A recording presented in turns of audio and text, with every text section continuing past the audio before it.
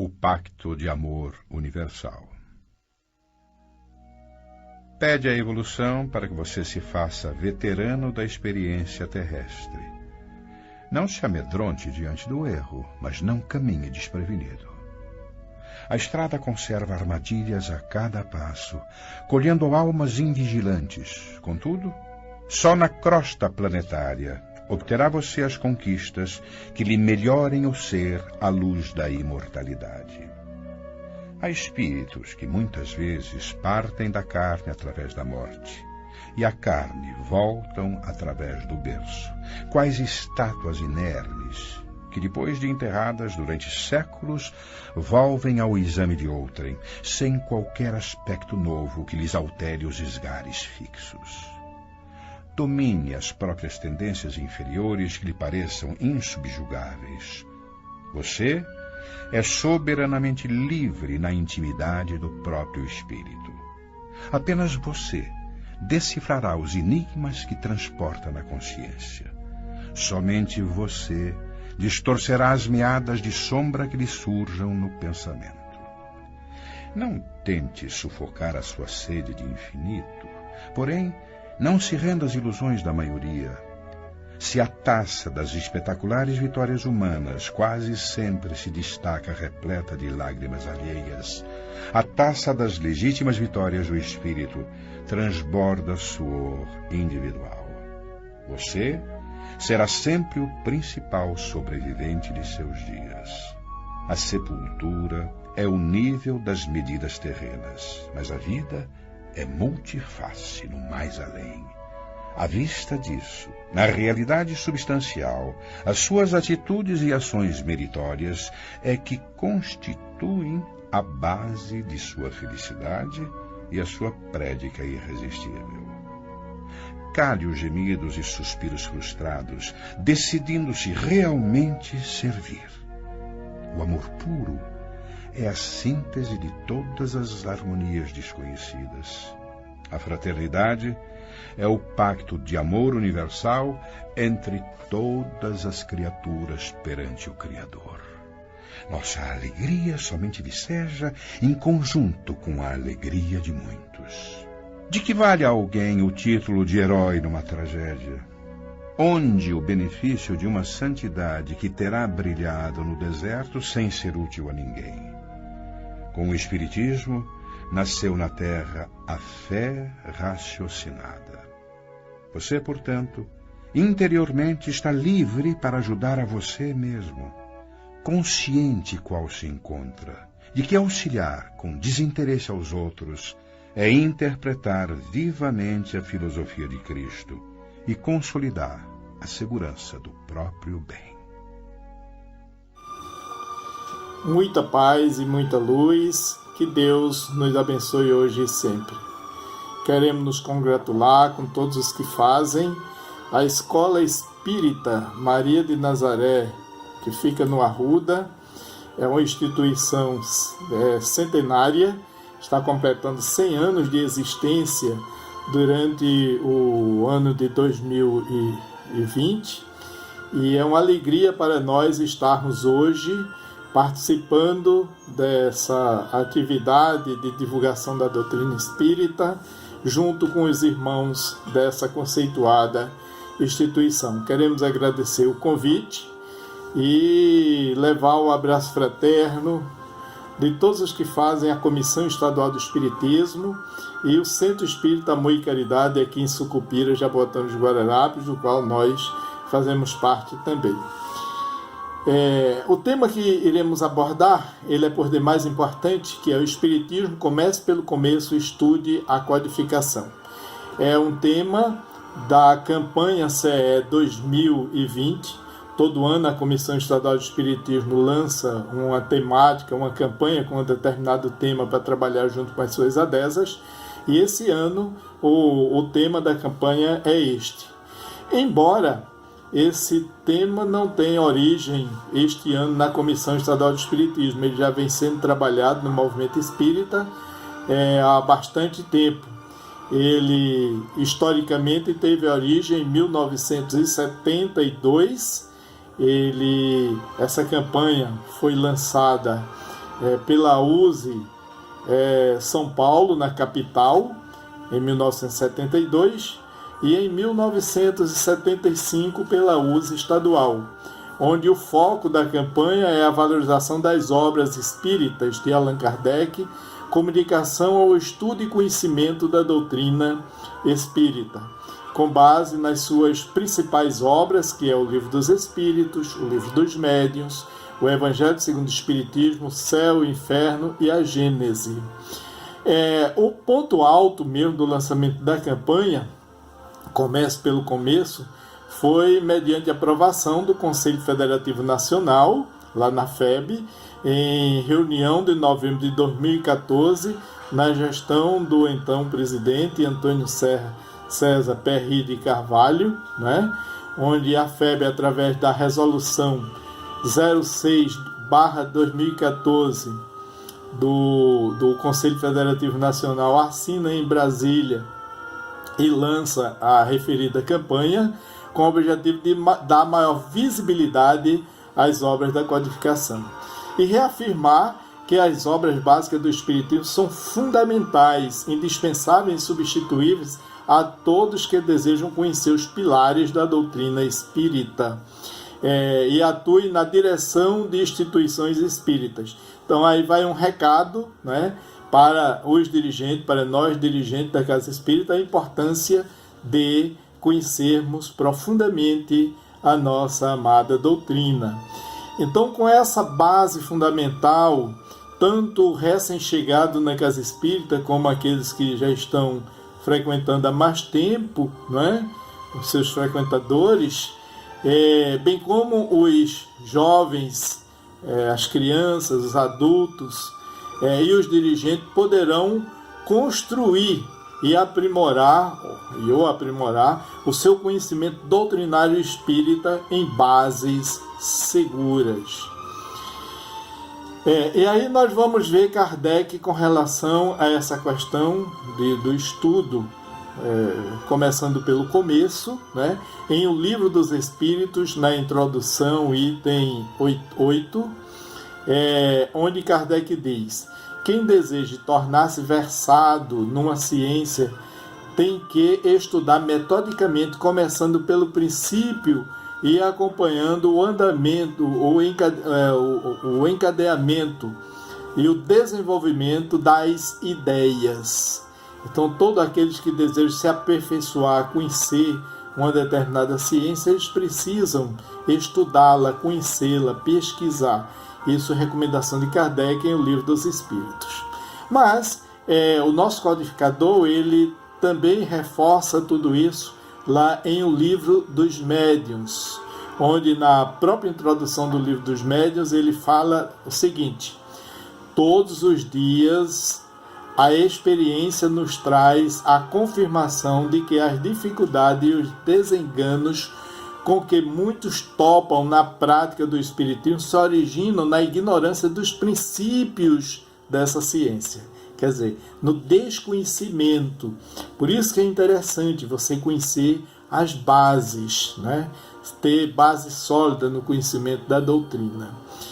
E aí, Kardec continua as recomendações, também no Livro dos Médiuns, no capítulo 2, quando ele trata do maravilhoso e do sobrenatural, mais precisamente no item 13 desse capítulo, Kardec fala o seguinte: só com o tempo e o estudo se adquire o conhecimento de qualquer ciência. Ora, o Espiritismo, que entende com as mais graves questões de filosofia, com todos os ramos da ordem social, que abrange tanto o homem físico quanto o homem moral, é em si mesmo uma ciência, uma filosofia, que já se não podem ser aprendidas em algumas horas, como nenhuma outra ciência pode ser aprendida assim. Isso nos diz o nosso codificador, não é? Não é em outras palavras, Kardec quis nos dizer, não é com a leitura de uma obra, de uma página, de uma apostila, não é? De um trecho qualquer, que a gente vai compreender uma determinada ciência ou uma área do conhecimento humano. E aí ele continua no capítulo 3 do Livro dos Médiuns, quando trata do método, no item 18. E aí, palavras de Kardec. Dissemos que o Espiritismo é toda uma ciência, toda uma filosofia. Quem, pois, seriamente queira conhecê-lo, deve, como primeira condição, dispor-se a um estudo sério e persuadir-se de que ele não pode, como nenhuma outra ciência, ser aprendido a brincar. O Espiritismo também, já o dissemos, entende com todas as questões que interessam a humanidade, tem imenso campo e o que principalmente convém é encará-lo pelas suas consequências. Mas aí nós vamos ver ainda Kardec reforçando na mesma obra, Livro dos Médiuns, no mesmo capítulo do método, item 3, né? Aliás, perdão, capítulo 3, item 31, ele continua: falamos, pois, por experiência, e assim também é por experiência que dizemos consistir o melhor método de ensino espírita, em se dirigir àquele que ensina antes à razão do que aos olhos. Esse é o método que conseguimos em as nossas lições e pelo qual somente temos que nos felicitar.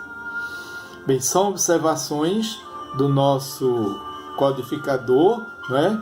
E aí a gente traduzindo ou trazendo para as nossas casas espíritas, que é considerada uma escola, a escola de almas, onde ali se aprende a vivência evangélica e doutrinária, e esse estudo, o conhecimento de todo o conteúdo das obras básicas é interessante. Sabemos que na casa espírita o ponto-chave são as reuniões públicas, as palestras. E aí, como é que as nossas casas espíritas estão fazendo as suas palestras públicas? Nas palestras públicas nós recebemos ali aquelas pessoas que vêm pela primeira vez, ou que já vêm há muito tempo. Há também uma heterogeneidade das pessoas, aqueles que têm um conhecimento acadêmico, aqueles que têm um conhecimento médio, e naquele mesmo público, pessoas que às vezes são analfabetas ou semi-analfabetas, não sabem nem ler nem escrever, né? É interessante que a casa, o centro espírita, ele esteja preocupado, junto com o seu coordenador de divulgação doutrinária, com a metodologia, a forma como vai expor a doutrina. Então, o uso da tribuna é de suma importância, tanto para a casa saber como vai ser utilizado e quem vai utilizar, né? Aquele que se utiliza da tribuna para levar a mensagem espírita, ele precisa ter um embasamento seguro, até porque tem pessoas de diversos conhecimentos ali na plateia. E você não pode chegar ali e só falar bonito ou levar uma mensagem qualquer. Você tem que levar um embasamento que desperte a curiosidade no seu público de conhecer cada vez mais os princípios da nossa doutrina, o porquê das coisas, né? Por que eu estou fazendo aqui, por que eu sofro, por que eu vim parar numa casa espírita, né? É o local de tirar as dúvidas. Bem, o nosso codificador, ainda no capítulo 3 do método, no item 35, ele nos dá um aconselhamento com relação ao estudo. Por onde começar? E a gente vê muitas vezes na casa espírita alguém perguntar, aquele recém-chegado: olha, qual é a primeira obra que eu devo ver? O que é que você recomenda? E uns dizem: não, comece pelo Evangelho, que é mais fácil. Outros dizem: não, comece pelo que é o Espiritismo, que é a primeira obra. Outros dizem: não, comece pelo romance. Bem, Respeitamos o que cada um pensa, mas para aquele que realmente quer estudar, conhecer o Espiritismo, Kardec dá outra ordem. E aí vejamos o que ele recomenda aqui no Livro dos Médiuns. Ele diz: a primeira obra que deve ser estudada, lida e estudada, é a obra O que é o Espiritismo, que pela própria pergunta, o que é o Espiritismo? Então, ali ele tem uma base, é uma brochura de mais ou menos uma centena de páginas, somente contém sumária exposição dos princípios da doutrina espírita, é um apanhado geral, né, permitindo ao leitor apreender o conjunto dentro de um quadro restrito. Em poucas palavras, ele lhe percebe o objetivo e pode julgar ao seu alcance. Pode julgar do seu alcance. Aí se encontram, além disso, respostas às primeiras questões ou objeções que os novatos, aqueles recém-chegados na casa espírita, se sentem naturalmente propensos a fazer. Essa primeira leitura, que em pouco tempo se consome a obra, é uma introdução que facilita um estudo mais aprofundado no futuro para aqueles que querem conhecer a doutrina. Nós temos um caso lá no SEAC, no Amor e Caridade, de um jovem rapaz que chegou recentemente faz mais de um ano, né? E ele chegou assim com sede de conhecer. E quando nós falávamos dessa sequência, ele disse: eu preferi começar pelo fim, né? Comecei pela Gênese. Eu já terminei a Gênese, já estou com o Livro dos Espíritos, depois é que eu leio o que é o Espiritismo. Porque como a Gênese, na visão dele, é o princípio das coisas, ele achou que deveria começar por ali. Bem, cada um tem uma forma de aprender, de entender, né? Mas, didaticamente ou pedagogicamente, para que você tenha um embasamento e conheça todo o processo da doutrina, é recomendável começar pelo que é o Espiritismo.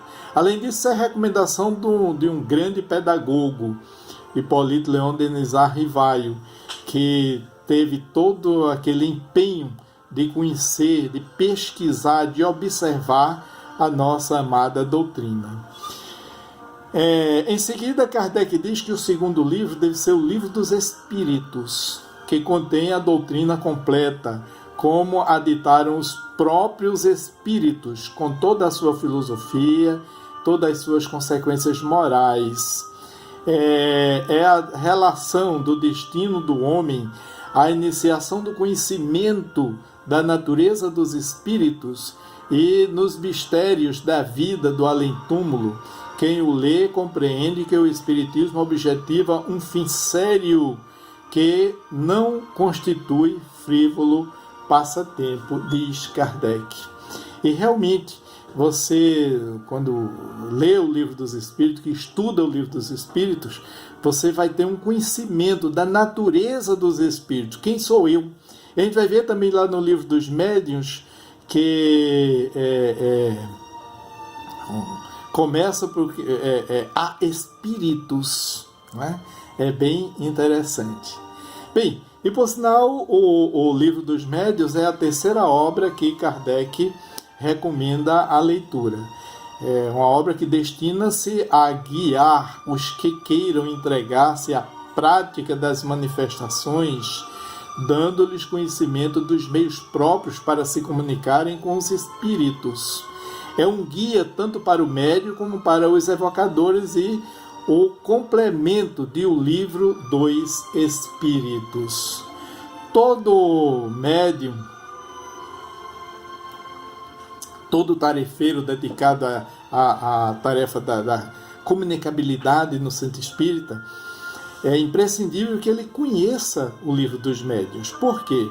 Porque ali ele vai conhecer todas as nuances do que seja a mediunidade e como ele conduzir aquela divina tarefa que ele trouxe, né, que ele recebeu. Já escutamos médiuns dizerem assim: para ser médium eu não precisei estudar nada, eu já nasci médium. Para ter mediunidade não precisa estudar livro dos médiuns, nem livro nenhum. É verdade, né? Porque a mediunidade é uma coisa do indivíduo.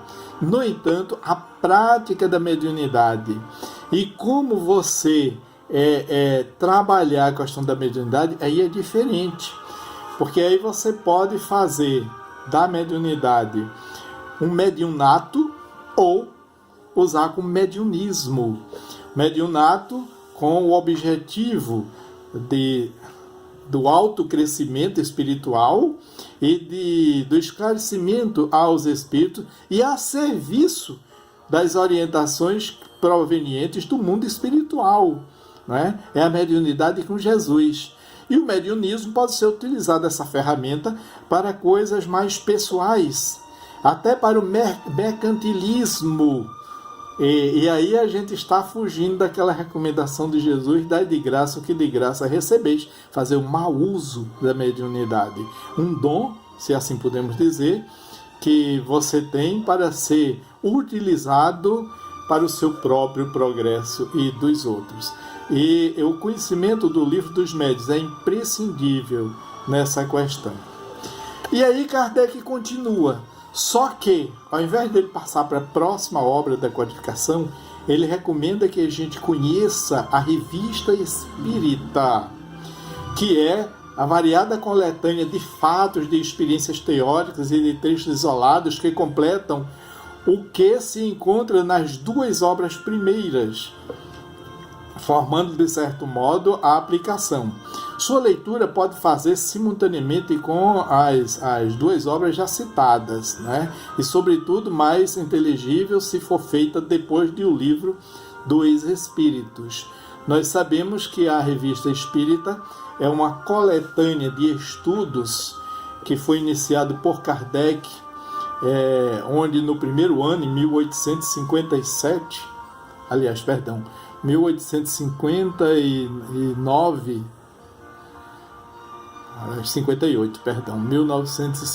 1858, quando começou, né? Era aquele estudo que era feito na Sociedade Parisiense de Estudos Espíritas, por um grupo muito sério, sobre a orientação de Hippolyte Léon Denis Rivaio. Então eles lançavam em cada mês um periódico, né? Formando assim no final do ano 12 periódicos e formando a coletânea da Revista Espírita daquele ano, de 1858, 59, 60, 61, 62, 63 e assim por diante.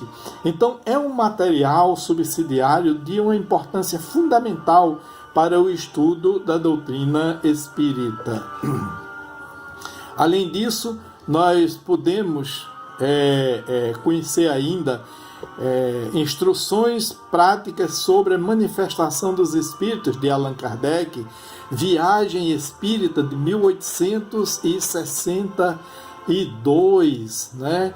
Resumo das leis dos fenômenos espíritas, Espiritismo na sua expressão, né? E outras obras de Kardec que a gente precisa conhecer. Mas depois nós temos dentro da coleção das obras básicas o Evangelho segundo o Espiritismo, que é a parte moral, contendo as máximas morais do Cristo, né?